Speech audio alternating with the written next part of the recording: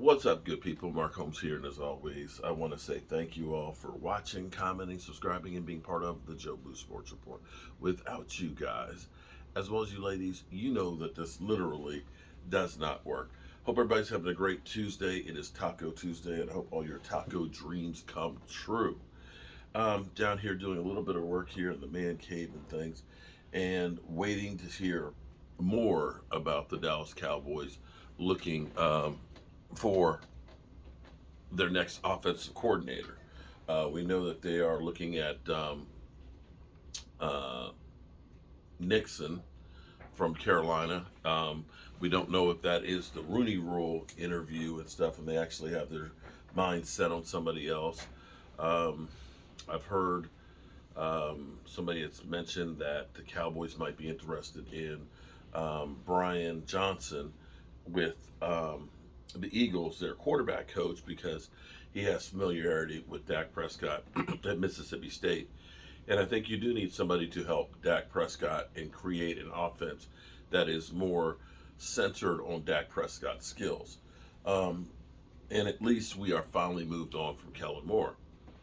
I've heard so many people who are done with Dak Prescott. Man, I'm just done with Dak. We just got to get somebody else here. But people don't seem to understand that even if you do get rid of Dak Prescott, you're still not dealing with the root problem for the Cowboys. The root problem is, as much as we want to just say it's just the quarterback, well, for me, the difference of building a cabinet, let's say, if I have to build a cabinet with just a circular saw, right, I can do it. But having my table saw, having a dado head, or even better yet, having my Inventables CNC machine that's automatic that can cut it out. So I can go the hard way of taking a sheet of plywood and measuring it out, marking the lines, and taking the circular saw and cutting it, right? And then having to sand the edges and then cutting the dado groove out of it. Well, that's going to be hell trying to cut an exact 3/4 inch groove, a 1/4 inch thick, with a circular saw, because I'm going to cut it over and over and over again. I'm going to take a chisel and try and clean it out. Hope that I don't go over the lines because it'll mess it up. Tools matter. And here's an interesting tweet. This is from Clarence Hill Jr., which should put things into perspective. As good as the Cowboys offense did this season, it overperformed. Let's be clear here. It overperformed in comparison to the weapons that they had. It wasn't like we had the top of the line in every position or even the top 10 in every position. We didn't. But think about this for a second.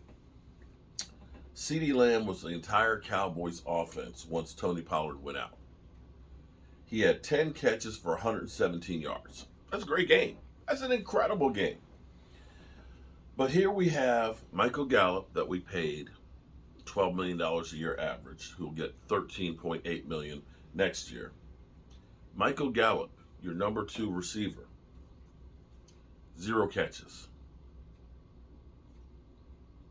0. Noah Brown, here's the thing. Noah Brown has actually stepped up and performed pretty well for what Noah Brown is. Noah Brown, 2 catches for 21 yards. T.Y. Hilton, who you signed the last couple of weeks of the season, 1 catch, 15 yards. That's it. That's the list. You have to have playmakers. You have to have capable people. You have to have weapons, or else you're building a cabinet with a damn circular saw.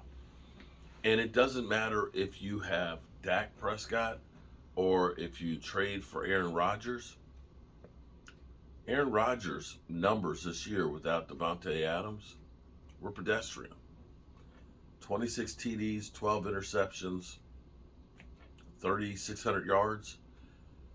Weapons matter. And we have to get beyond this only blaming the quarterback. Just think for a second. Just think rationally. I know it's hard right now because we're all caught in our emotions. We are all caught with our emotions. What we did from last year was we took our second leading wide receiver in numbers, which was Amari Cooper, and our third leading wide receiver in numbers in Cedric Wilson. We let both of them go. Now, Dalton Schultz had an incredible season the year before. This year, not so much. He didn't crack 500 yards. You regressed the tight end. You got rid of your your number two and number three leading wide receivers. And you replaced them with Michael Gallup, who was on one leg, and Noah Brown, a guy who's your fourth or fifth wide receiver. When you went out into 5 wideouts, it just was not enough. It wasn't. And that's what we have to realize with the Cowboys from here going forward.